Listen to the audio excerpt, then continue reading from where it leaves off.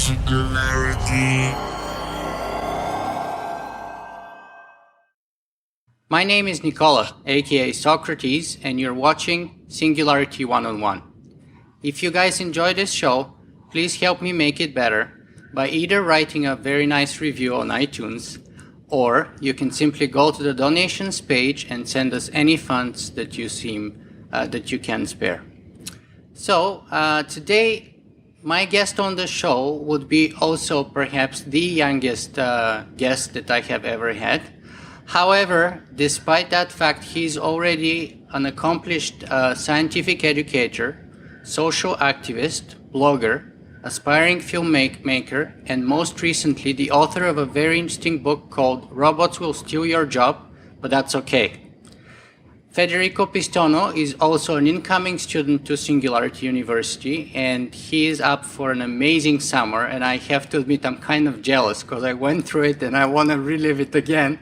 But it's not happening, at least not this summer, so I'm very jealous, I have to admit, from the get-go. Anyway, welcome, Federico, and it's very nice to have you on the show. Thank you, Nicola, and thank you for having me. Fantastic. So let's jump right into the meat of the matter here by asking you, Federico, how did you get interested in technology to begin with? Okay, I guess my interest in technology started from a very early age. I mean, I have stories coming from my mother that since as far back as I can remember, even before that, I was always working with stuff, tearing things apart and putting them back together, trying to fix things that weren't broken to begin with to see if I could make them better than they were before. Or, I wouldn't always succeed, obviously. So she would get mad and was like, "It wasn't broken, why did you have to open it up?" I was like, "I wanted to know how it worked." So it always felt really compelling. From, I guess I was, 1 or 2, I was already building stuff. I was actually building my first things and inventing stuff before I could speak. So it was, and the first word I said ever was the word no. When somebody somebody told me something and I said no. So always a questioning nature, I guess. That's very interesting. So let me ask you then, in your own words, would you qualify yourself as a social activist or a writer or a blogger or a scientist, first of all?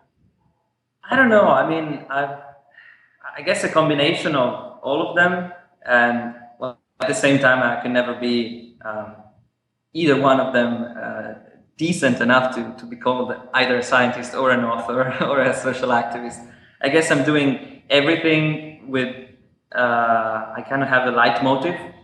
So I'm interested in science and technology, but also in how the world works in general, which is from the technical perspective, but also on the social aspect. And my main interest is to really get to the bottom of the dirt, really, what lies behind the veil of perception that kind of is brought upon over our eyes, and we just see it, and we are spectators, we are users instead of hackers. And I'd like to be the guy behind seeing how things work. And I don't know, I guess it just went on throughout my whole life this way. So where does Singularity University fit in within sort of the greater scheme of things in your own life?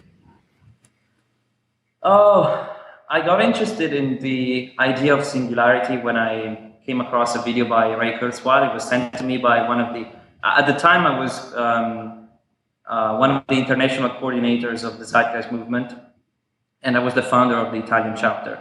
And one of the members sent me a video of Kurzweil during an interview. And so from then on, I read all of his books and watched the films, the videos, the interviews, the TED Talks, the Google author talks. And it was really intriguing. So I I basically devoured every single minute of video on YouTube on the Singularity Institute, the Singularity University.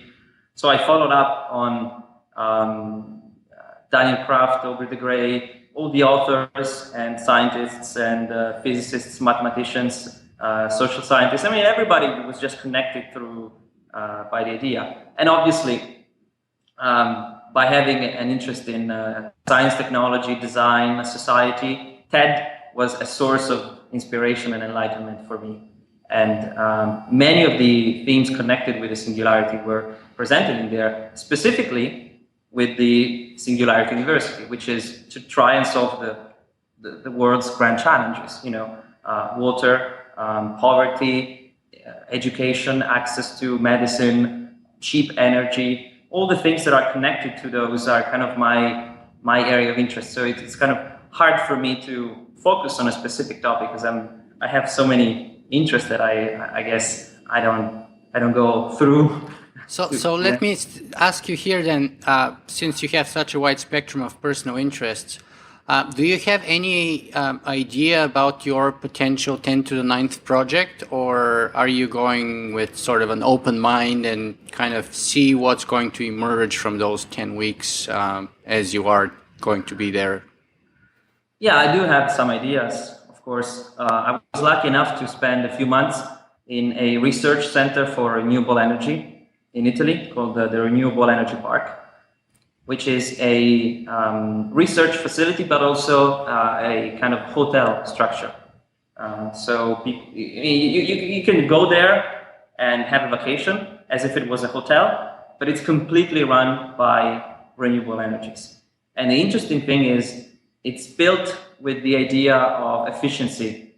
Instead of just saying, oh, we need, 50 or 60 or 80 kilowatts, let's just splatter the whole thing with photovoltaics and it will work out. No, we have to use the primary sources of energies for heat. It's better to use heat directly or transform heat as little as possible.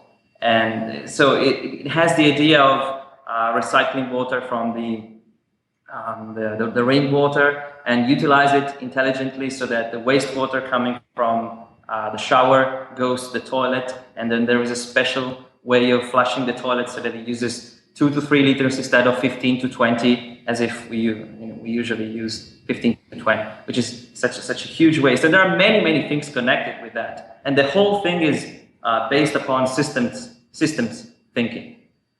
So I have some expertise in that area of energy. Then I have my background on social movements and activism. And then I have my computer science background in artificial intelligence, machine learning, and I did some studies in there. So I have many ideas that I've got some ideas about the water project. Education is a huge interest to me. So I'm guessing I'm kind of waiting for inspiration to come once I get there, so that I can focus on something with other people who think alike, and we can make a really well-defined and solid group to work synergetically together. Yeah, I think you'll be torn apart between all those options because you'll find absolutely incredible people in each of those fields. And on top of that, every one of them would probably pitch to you to become part of their team. So you would probably end up being torn apart. but that's okay. It's a good... I will be spaghettified, like Stephen Hawking says, when you approach a black hole. Yeah, it's a good problem to have. Anyway, I'd like to move on and talk a little bit more about your book. So first of all, the book's title is kind of catchy and provocative. Robots will steal your job, but that's okay. So let me break it into two parts that I want to discuss separately. First of all, robots will steal your job. Why? And robots, how? Yes. Historically, we have been through the agricultural revolution, the industrial revolution, and now the information revolution. Now, we are seeing the effects of something that for which we don't have a precedent for. So economists and futurists, they always refer to the idea of technological unemployment as a fallacy. they call it the Luddite fallacy after Ned Ludd, who he smashed the frame, knitings, the textile. The spinning jenny. Yeah, what? It was called, I think, the spinning jenny, the weaving machine. Yeah, exactly. So they said, look, machines have always come along, bringing new technologies and improved efficiency, but we are not seeing widespread unemployment. We always find something else to do. And I said, yeah, sure, we did, because machines were doing dull jobs, stupid jobs, monkey jobs, machine jobs, repetitive, monotonous, easy to perform jobs. Right now, machines are becoming intelligent. They are becoming adaptive. They are not if-then-else kind of a situation. They have learning algorithms, recursive algorithms, which learn through experience, just as we learn. Maybe not exactly the same way, but in a similar way. And Watson is an example of that, as we've seen. So computers are starting to permeating into the areas of the labor force for which we didn't expect computers to be in for another, 20 to 30 or 50 years time. Most people didn't even expect to have computers within their lifetime to do this kind of task, to perform this kind of task. Let me challenge you here a little bit, because people have pointed out that artificial intelligence is always about 30 years away. Just like, for example, fusion, right? Yes. And since the 1950s, the original conference in artificial intelligence, where the term was laid down and you had all the sort of the forefathers of the science getting together, they expected that by the late 80s or early 90s and the 2000s at the latest, we would already have HAL, basically. Right. And that didn't happen. And it seems that, again, we are about 30 years away from HAL. Well, I wouldn't agree to that, but the problem is something else. It's a problem of definition, and I have a couple of chapters dedicated to that in the book. What is intelligence? So people, when they think about artificial intelligence, they refer to a computer acting, well, actually they refer to robot acting anthropomorphically. So they act like us, they think like us, they do the same things as we do, and they are indistinguishable, kind of like the replicators in, the replicants in Blade Runner or something like that. Or, some people call it strong AI or general artificial intelligence. The problem is, well, computers don't work like we do, and they don't require general artificial intelligence to surpass us in most of the activities we do, especially those activities that are in the labor market. So not related to, let's say, poetry or art or creativity and things that really require a high level of sophistication in the algorithms that you develop. So, I should have called the book Machine Intelligence Will Eventually, Computer Algorithms Will Eventually Steal Your Jobs Within 25 Years. But it wasn't really a catchy title, so I just said robots will steal your job. But the thing is, robotics is much harder than artificial intelligence. And even artificial intelligence, there is a misconception of what it means. So if you look at Google News does a job that no human can do.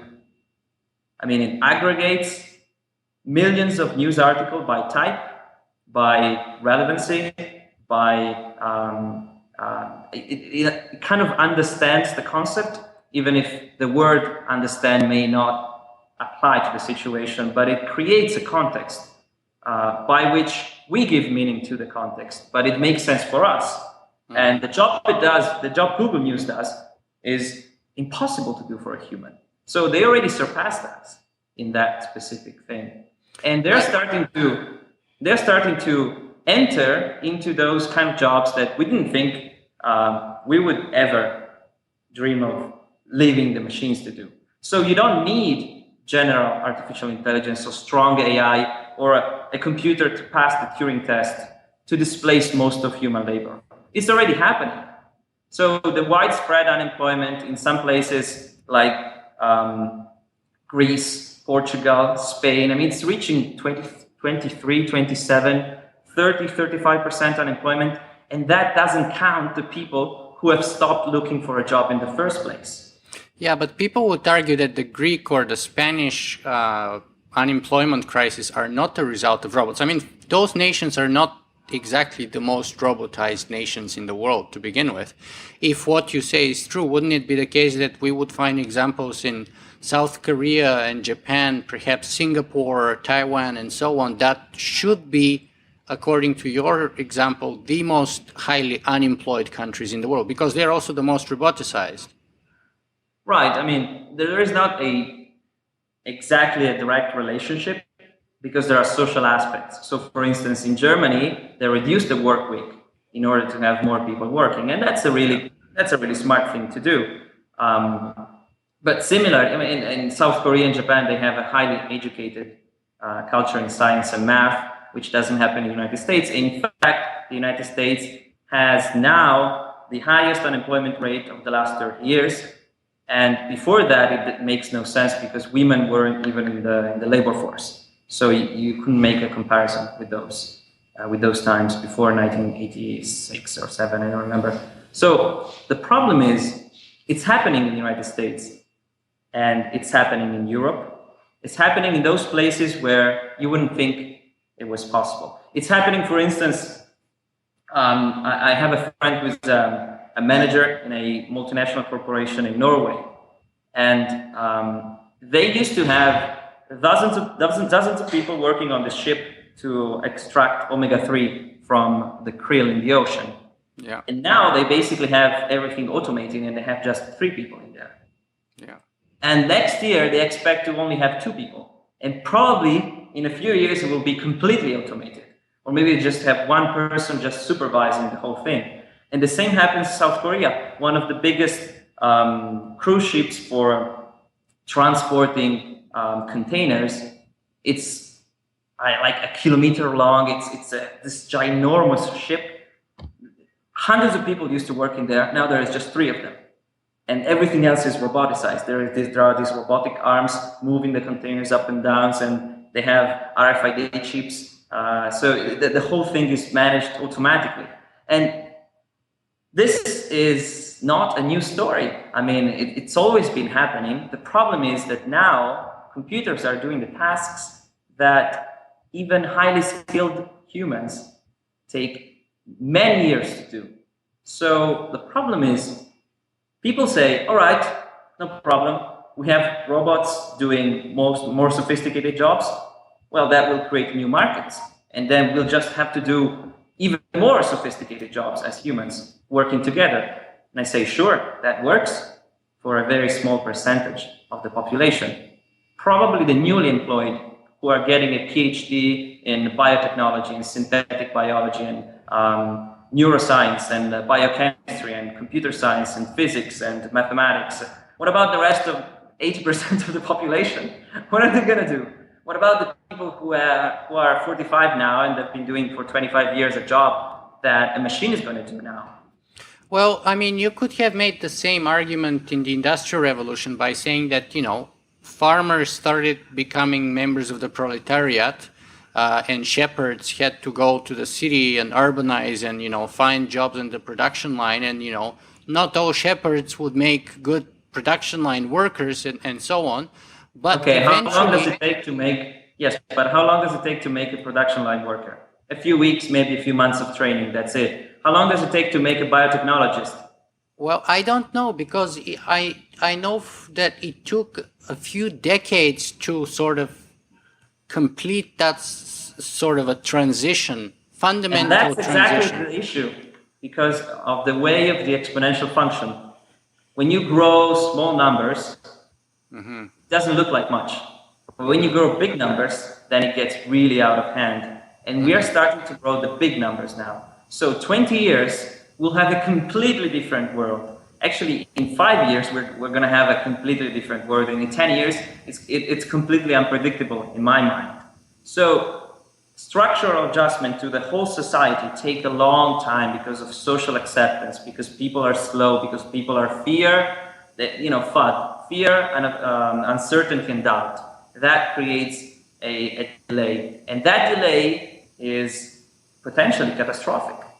Because we are experiencing 25, 30% unemployment if you combine the numbers of people who have stopped looking for a job in the first place, even in the United States. I agree entirely, but again, that's not at all the case in Japan and in South Korea, right? So my claim would be that's not to do with robots. That's more to do with the sort of geopolitical situation, the debt crisis, the sort of all those other issues, that we have in countries like Spain, Greece, Ireland, the house bubble and all those things, right? Whereas traditionally, Japan and Korea have had half of our unemployment.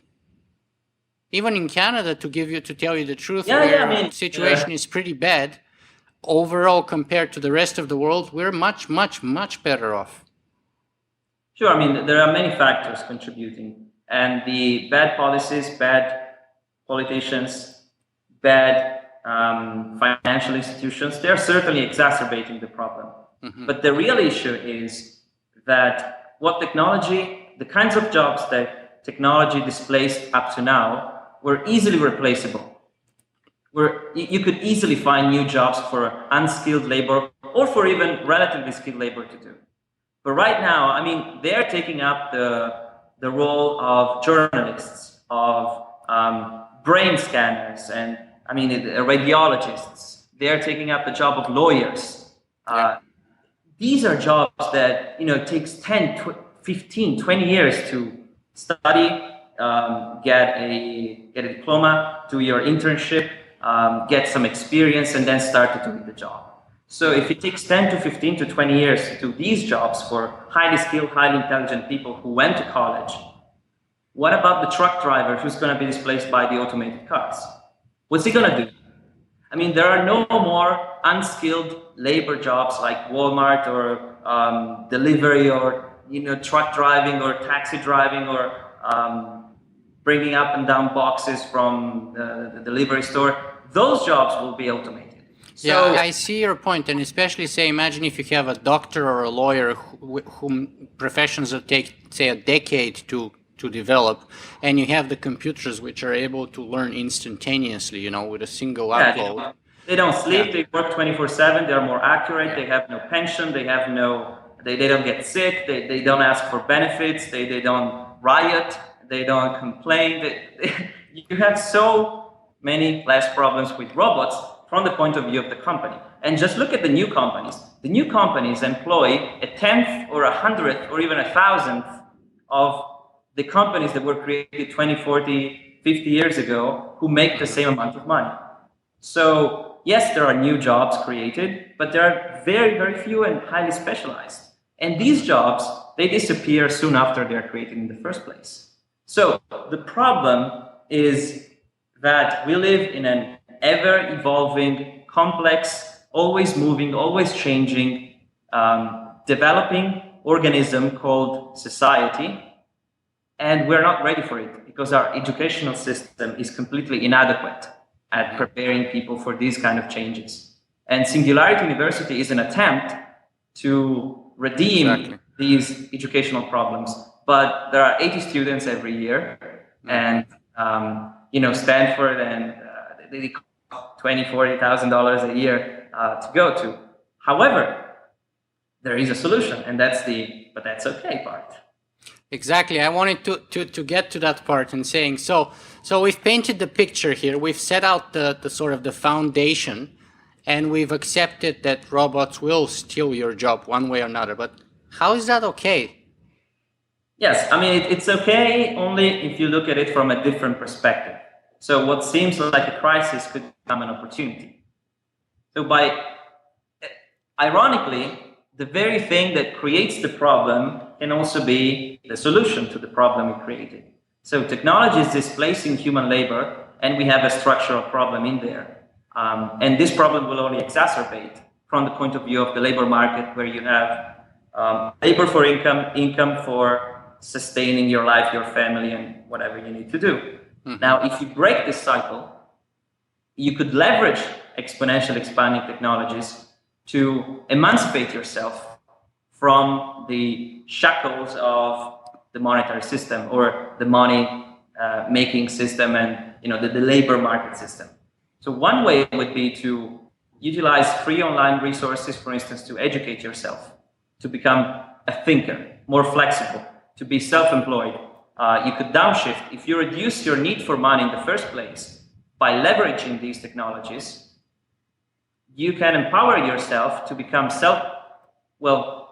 the more self-sufficient you become and the more resilient you are within your community, and your community could be an extended community, not just your neighborhood, but I'm connecting through the internet with you and you are 4,000 kilometers away from me. And we are basically using a free tool. So, right now we are experiencing the most dramatic and exciting time to be alive. Absolutely, it has never been so exciting of a time to live on this planet. Just look at what's happening. All the major universities in the world are giving free online education at the highest quality over the internet for free. The Khan Academy is completely open source. The code is there. You can use it. You can have your own students. I've been teaching children about science, about math, about technology, and I'm using the Khan Academy as a tool. And I have this dashboard where I can see all my students and how well they're doing. I can tutor them when they have a problem. And these are on one side, they are problematic technologies if you don't know how to handle them, but they can be liberating technologies if you can know how to leverage them. In this area, information is the new oil, is the new air, is the new water, is the new everything. So information is really the key to liberating yourself from any shackle that you can have. And I'd like to be an enabler of this information. So I'm really just remixing what I get from people I meet, from the videos I watch, from the things I study, and I'm kind of giving it out to the normal people who usually don't bother to read through all the statistics and the articles and the peer review. I kind of make a package, a bundle, which is accessible to the general public, and I give it to them so that they can have some tools that they can use in their lives to live a little bit better and maybe live happier. In the end, I kind of ask myself, well, why are we doing this? Why are we bothering working and getting money? And what's the purpose? What's the meaning of all of this? Yeah. So if the meaning of life is to work so that you can get money, so that you can buy the things you need, so that and then the cycle goes on. So is there nothing else? Or during the commercial breaks, you have your life. This makes no sense to me. So just stop, step back, think about what you're doing, and maybe we can escape this overconsumption, overarching problem that's exacerbating with this idea of growth, which is unsustainable from the physical point of view and from the mathematical point of view.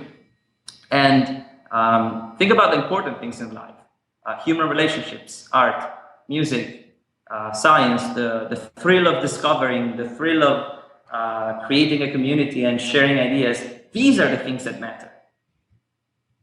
Yeah, so you're throwing in some very relevant sort of philosophical takes on what it all means and why we're doing it and what's sort of the good life that we should be aiming for. But let me ask you this. A few hours from now, I actually have an appointment with Daniel H. Wilson, who is the author of a couple of cool books. One of them is called How to Survive a Robot Uprising, and the other one is called Robopocalypse. And actually, next year, Steven Spielberg is making a movie on that book. So in that sort of vein of thought, let me ask you this. Why would robots just steal our jobs? Why wouldn't they steal everything? Well, that's a possibility. Of course, again, Why would they stop at the job? I mean, it's a small planet. yeah, I mean, they're programmed to steal our jobs, really, because the market system requires them to do that. I mean, if you are in the market system and you want to stay afloat, you want to stay alive, you have to be competitive. The only way to be competitive is to increase your productivity per employee.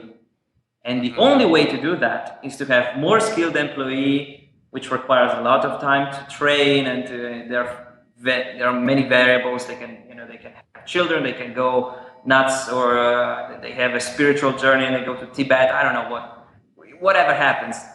The easiest way is to automate. Just get a machine to do the job. So we are telling the machines to do that. And the bottom line is machines will do until they reach consciousness, if that term even applies to machines, what we tell them to do. And what we tell them to do is really just a reflection of our zeitgeist, of our cultural society, the cultural trend in the society. So if we still live in 20 years' time in this idea of overconsumption, conspicuous consumptions, endless growth, and mindless competition, and everyone for himself, and selfishness, and if these are the values still in place in 20 years' time, we won't be there in 20 years' time. I can tell you that much. The future is unpredictable, but this thing I can safely say it's going to happen if we don't change our values. And that's why you think humanity may end up going extinct actually within the next few decades? Well, if we don't change direction, it could happen. I mean, the Tower of Babel or Atlantis, we are the authors of our own demise. But we could also be the enabler of our most wonderful creation. And to me, it seems pretty clear that the path that has been laid out in the past 20 years by the people who advocate the selfish, competitive, free market approach, money-oriented society, conspicuous consumption, that will lead us to destruction. Mm-hmm. But I see many, many positive things happening from communities all around the world who are trying to create a better system, a better value system. That is, because technology just follows. Because technology just does whatever the value system requires it to do. So if our value system is to live better and be happier and improve our relationships, our love for discovery, for art, for science, for exploration, for positive thinking, challenging authority, collaboration, if these things are incentivized, because those are the values of the system, then we'll create technology that enables those values to accelerate in an exponential way. Well, I have to say that you're up for some rough patches ahead, because Singularity University is kind of, when I say rough patches, it's kind of reminding me to my own personal experience to some degree, because, and that's not necessarily a criticism, but Singularity University is very pro-capitalist, very pro-entrepreneurial, very pro sort of, I don't want to say Darwinian, but it's based in Silicon Valley, so all those things there. Don't get me wrong. I may have sounded inadequate in my description. The entrepreneurial aspect and it's wonderful. I mean, it created the wealth that we are experiencing. So anyone denying the positive aspects of capitalism is just myopic, or it's just delusional. So there is no denying what we have created through this system. But I think it's equally delusional to fail to recognize the limits. It's time to move on. Yeah, that's exactly how I feel. By the way, move on. And I think they're moving on. I mean, I was reading Abundance by Peter Diamandis, and I saw in there many aspects of what I think are their correct path. So open source, collaboration, it's just more efficient. I mean, from a purely technical point of view, leaving aside the values, which I think are the most important thing, but just leave everything aside, open source and collaboration is always more efficient than closed source, secrecy, and competitiveness. So a mixture of these collaborative projects plus open source plus this kind of we are in the same boat. That's right. It's just a ride. Let's enjoy it. But in the summer, you are going to meet some of the staunchest supporters of intellectual property rights that you would ever meet, by the way, which is fine. Anyway, I want to move on by asking you, what do you think, or how likely would you rate the technological singularity to be in the next few decades? What's the percentage or the chances that you imagine it might come to be? Well, I think from the technical point of view, meaning the computational power of computers, I think it's fairly accurate, the prediction by Kurzweil. So 2029, 2030, we're going to have a computer doing 10 to the 19th calculations per second. So our brain does 10 to the 16th or 10 to the 17th, according to different measures. So we're going to exceed that. And that's brute force. Yeah. So I don't question that. I don't think the idea of general purpose intelligence even applies to computer in the first place, because there are some very interesting aspects that were brought upon. Well, one would be, since computers think differently than we do, or even the verb think may not even apply to them, but process information differently from the way we do. In order to pass the Turing test, they would have to act differently, or as somebody would say, dumb themselves down. Mm-hmm. That's what David Ferrucci said, by the way, the team leader of Watson. Yeah, because they would have so much more knowledge about anything, so they would have to do that incremental step to understand that in order to fool us into thinking that they are thinking beings, they would have to act differently from their normal state of. They have to play dumb, basically. They have to play dumb, or they have to play human. I wouldn't say play dumb. They have to play human. But the thing is, I'm looking at you, and I see objects. I recognize patterns. I don't see pixels. I mean, I see a lamp. I see your face. I see you have a microphone. But if I were a computer, I would see this matrix of, just strings of digits of numbers, and I would have to interpret them in some way. And that is really that is really a problem right now. But maybe in 10 years' time, it would be so trivial that we will look back and say, "Oh, you know that they didn't have name algorithm that we have now ubiquitous, and it's so easy to do, and it takes so little computational power that they could even do it with their technology, with their computers." So maybe we can, you could discover that you don't need 10 to the 19th or 10 to the 20th operations per second. Maybe you only need 10 to the 12th with the right tools and with the right algorithms. So I don't know. It's hard to say if it's hard to say from the operational aspect. And the other thing is, we give meaning to things. It's another point I stress in the book. I mean, there is no meaning to meaning itself. Yeah. It's us who give meaning to things. So, I mean, there was this famous example of this painter who was a postmodern painter. He did hundreds of paintings that were worth millions of dollars.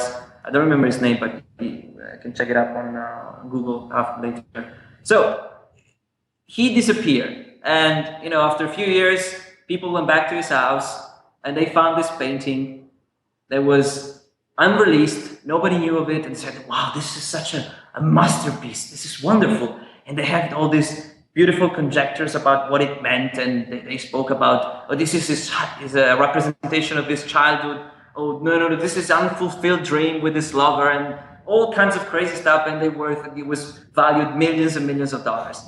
Then he pops out again. He was in a spiritual journey somewhere, pops out again, and he sees this painting somewhere and says, "What the fuck is this?" And, "Well, this is your painting, your masterpiece." You do. "No, that's not my masterpiece. I just left it on the ground, and some of the drops of color dropped right over the painting, and it means nothing to me, that painting. But everyone thought it was this beautiful masterpiece that was, really controversial, and so." We give meaning to things. I mean, we are gonna love our computers. We're gonna love our robots. We're gonna fall in love with our robots. Somebody will hate them. Somebody will adopt them.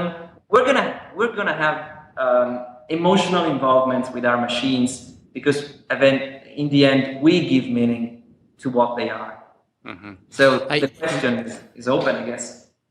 Your story reminds me very much to Jackson Pollock. I think they call him the dripper because he's the guy who paints those paintings by sort of dripping. I mean, I don't know, it's probably not him in that story, but the dripping part reminded me of him.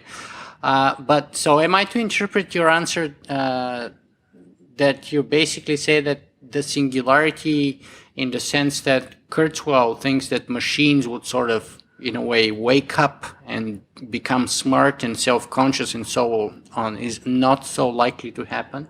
No, I'm saying it's unpredictable, and I'm not really saying it's unpredictable. I'm saying the question might be wrong to begin with, because machines would operate on a different level than we do. So to say that they will be smarter than us, well, smarter is a relative concept. Machines are already smarter than us in many areas. Yeah. Okay, so let me ask you this then. So provided this were to happen, what in your opinion is our chances as a species of surviving such an event? Well, we are speaking about 2030, right? That kind of timeline. 2040s, perhaps. Yeah. Yeah, I mean, because in the book, timing is not really so important. Yeah, I mean, I don't know. It's really unpredictable. It depends on our values. I mean, if we, as a species, can kind of come together to agree on certain universal values and really respect them, then we'll create technology accordingly. And the question of what happens after 2030, I don't know. It's beyond my grasp right now. I could speculate a bit, but on the book, I wanted really to stay with my feet on the ground and focus on what's happening now. So you don't need general artificial intelligence. You don't need a machine to be smarter than a human in every sense. You don't need a machine to pass the Turing test to create an unsustainable economic system that will create widespread disaster and social instability throughout the world. And I would like to avoid that. I would like to avoid widespread riots and suicides and depression and widespread unemployment and all kinds of social problems. So with this book, I really want to try to give a perspective of how we could escape this problem, this crisis, by leveraging technologies in a smart way to change our values and to leverage these technologies with those new values to live better. I just want to take a moment here to remind our viewers and listeners, if you guys enjoy this show, please help me make it better by writing a short review of it on iTunes or by simply going to our donations page and sending a little bit of money. And this would definitely help me make it better and get more and more amazing guests on the show. Going back to our interview, Federico, so for those of our viewers today who want to find out more about you or your book, where can they go and do that?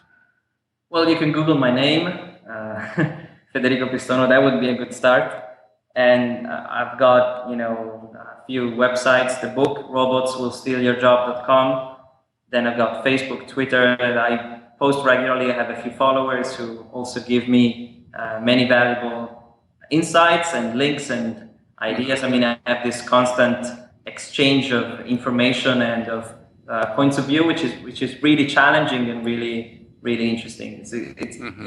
I think the creative process is always a collaborative process. Yeah.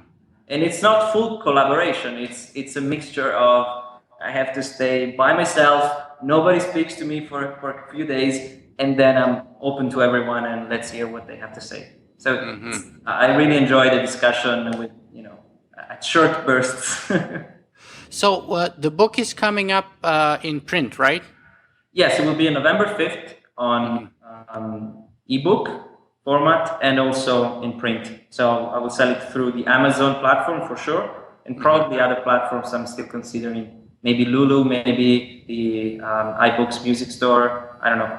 It's it's not a music store. iBooks iTunes store. iTunes, yeah. Yep. Fantastic. So I think, unfortunately, we're coming towards the end of our interview here.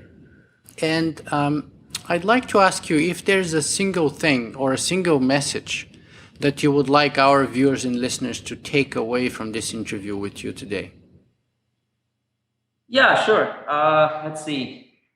I see many people who are bored. And to me, that is mind-blowing.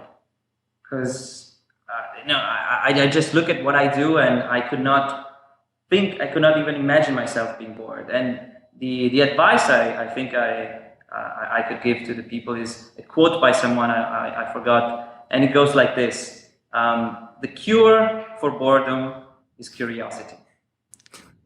And there is no cure for curiosity. I love it. Okay, fantastic. Federico Pistono, thank you very much for being with us today. Thank you.